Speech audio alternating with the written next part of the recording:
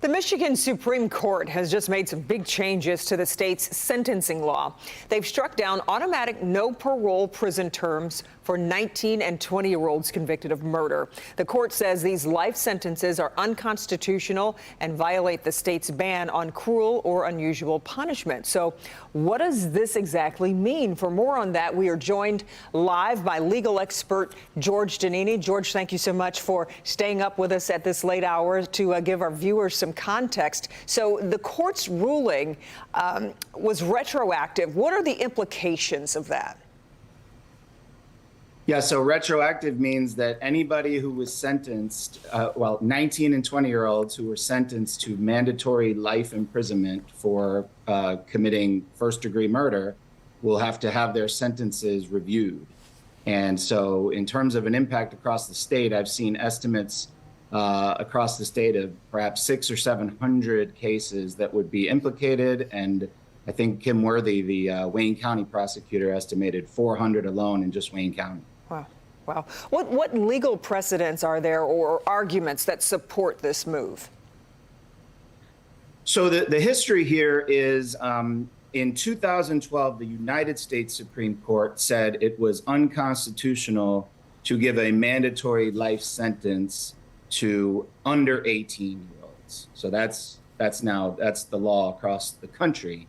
And in Michigan, there was a 2022 Michigan Supreme Court decision that said 18-year-olds, so just 18-year-olds, also that would apply. So mandatory life imprisonment could not be imposed on 18-year-olds. And then the most recent decision was 19 and 20. So you can see the line going from 18 across the country, then includes 18, and now up to under 21 in the state of Michigan. Sure, sure. What steps then will individuals need to take to seek resentencing under this new ruling?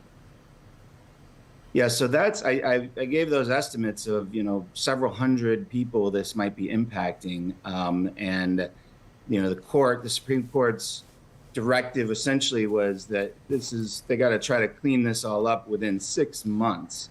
That seems like a Herculean task. The burden of proof going forward is going to be on the prosecution. So they have to establish by clear and convincing evidence that this person actually deserves a life sentence. So life sentences are still potentially appropriate, but it shifts. Instead of it just being mandatorily imposed, the court has to do an individualized assessment of the individual defendant, and it's the prosecution that bears the burden of essentially persuading the court that that's the appropriate sentence. Sure. Just thinking about the families here, would family members of victims be asked to testify again if their cases are indeed reopened? Yeah, that's what makes this decision hard. It's one thing prospectively to have a new rule, but once a case is over, you want to, everybody kind of wants finality. And so now this is going to be kind of picking at the scab of old wounds, cases that were done, were final. And now, there's hope for the defendant, but you're right, for those cases where there has to be a resentencing, very difficult emotional testimony might have to be relived. And that certainly is unfortunate for the victims of those earlier cases. Yeah. George, as always, we appreciate your time and your context. Thank you so much for joining us tonight. Of course. Thank you.